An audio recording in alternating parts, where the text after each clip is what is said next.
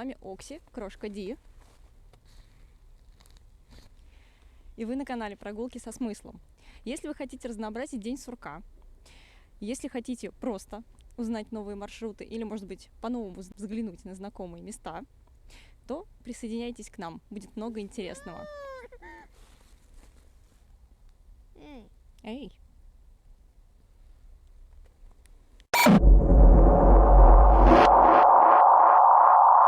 Сегодня, волею судеб, нас занесло в поселок Мартышкино.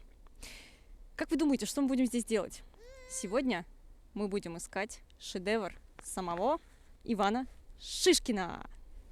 И сегодня мы с вами будем искать картину под названием «Дорога в сосновом лесу». А мы переименовали этот проект в «Мартышинские сосны». Что вы знаете об Иване Шишкине?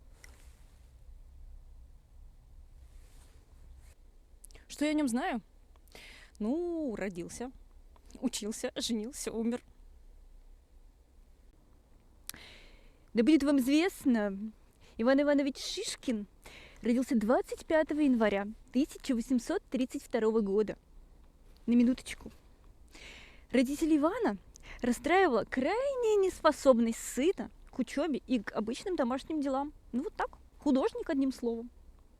И они не разделяли его отстраненности от обычных домашних проблем, житейских. Бедному Ивану Ивановичу Шишкину приходилось в буквальном смысле прятаться от родных и рисовать ночью под покровом тьмы при свечах. Вот трудный путь и жизнь художника.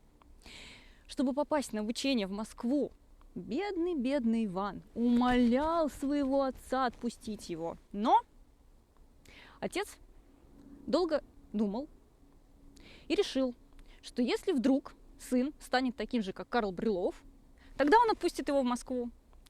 Ивану Ивановичу ничего не оставалось, как подвинуть Брюлова и стать еще круче. Так что же рисовал Иван Иванович Шишкин?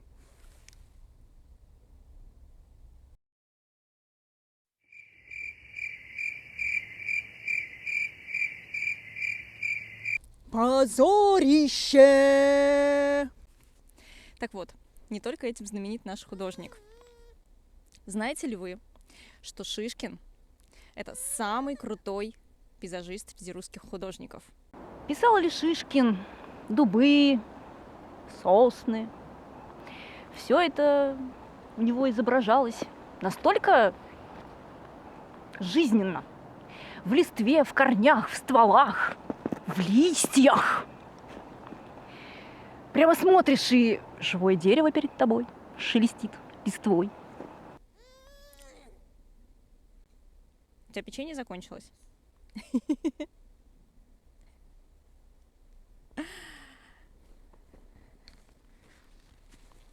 Посмотри сюда.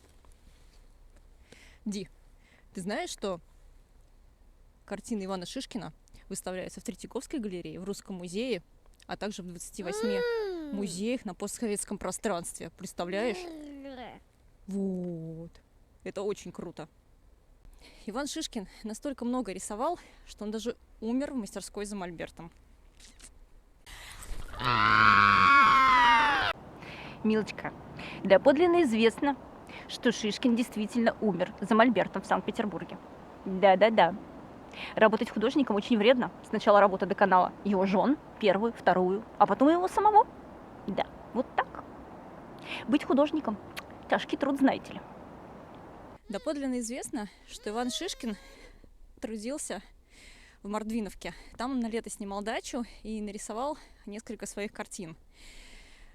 Современники того времени в исторических справках подтверждают, что он с утра до ночи ходил с мольбертом, с утра он рисовал в одном месте, днем он рисовал в другом, вечером он уходил куда-то еще, и все время он ходил весь груженный кистями, красками, холстами и прочими атрибутами художника. Вот такой он был трудяга. В 1874 году умерла первая жена Ивана Шишкина. Отчего он замкнулся? Его характер и работоспособность стали портиться из-за частых запоев. Да, вот так. Но привычка к труду вытащила его на поверхность. Он не мог потерять место профессора в художественных кругах, и поэтому творил и вытворял. И именно в этот период были созданы мартышинские сосны, мордвиновские дубы и другие известные картины автора. Но, товарищи, когда он женился во второй раз на своей молоденькой студенточке, она тоже не очень долго прожила. И вот такая вот синяя борода. Печально, но факт.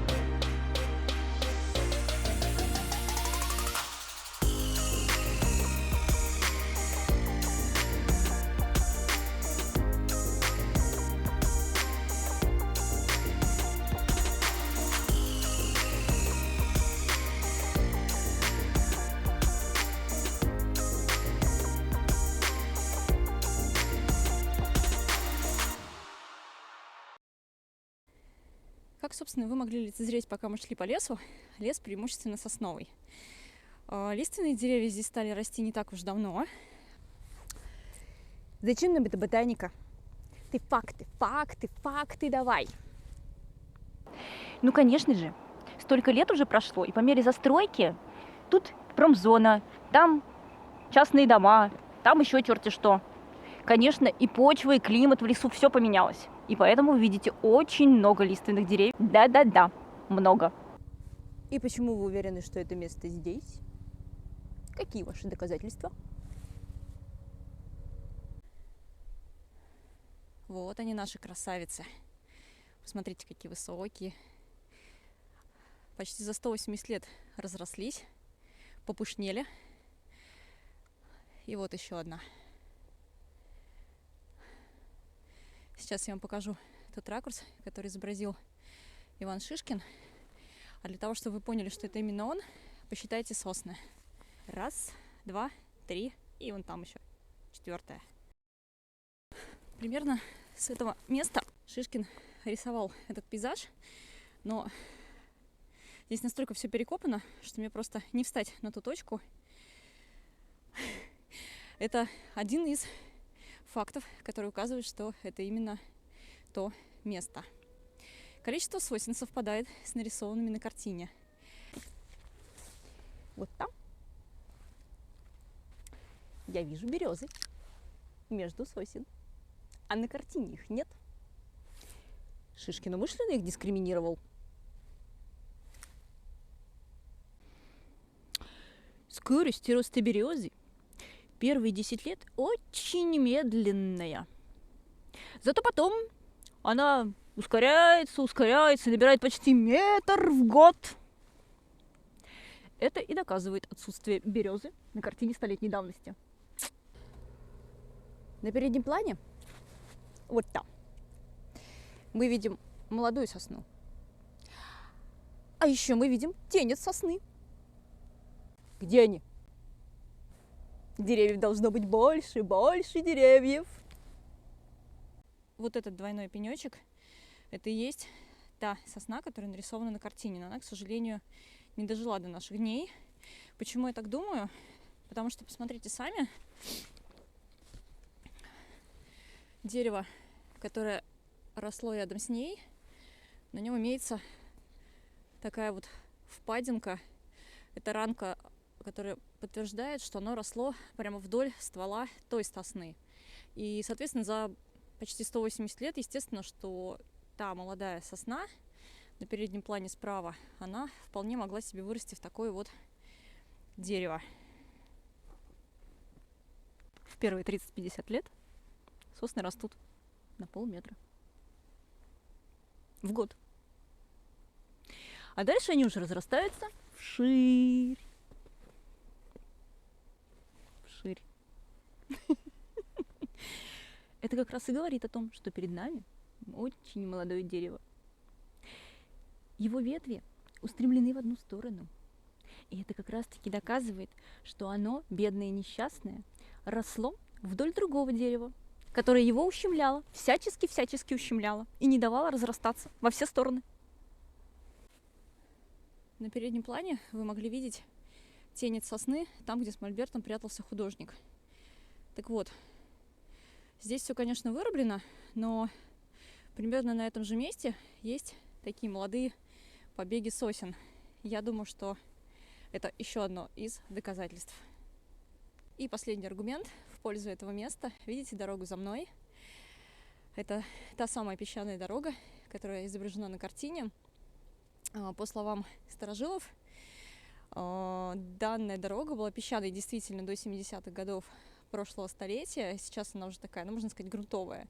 Но пешком здесь можно достаточно быстро дойти от Мартышкина, от Оренбаума до университета и до Петергофа. Конечно, набросали там мусора. Это, конечно, обращает прогулку по лесу, но, в принципе, здесь достаточно приятно.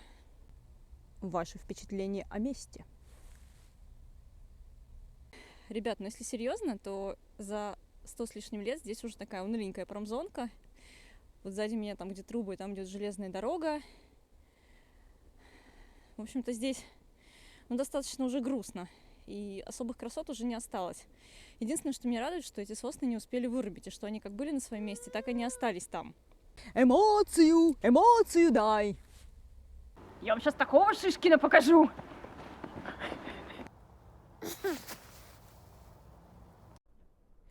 Ребята, товарищи, господа, в конце концов, мы столько раз ходили мимо этого места, вы себе не представляете. За грибами, гуляли с собакой, потом уже стали гулять с коляской, конечно. Так вот, я неоднократно вдохновлялась этими соснами, и когда-нибудь на нашей фотовыставке мы вам это покажем. Это, кстати, хорошая идея. Но могла ли я когда-нибудь подумать, что вот этими же самыми деревьями вдохновлялся сам Иван Иванович? И не какой-нибудь, а Шишкин. Знаете ли вы, рядом со своим домом, со своей работой, на соседней улице или в соседнем районе, есть ли такие места, где творили художники? Нам интересно, напишите в комментариях.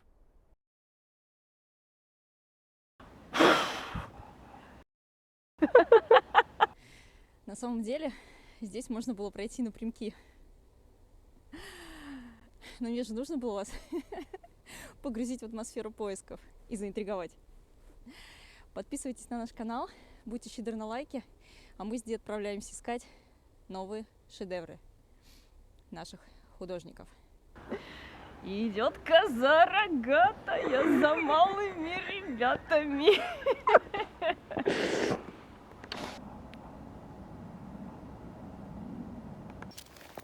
Что вы можете сказать о Шишкине?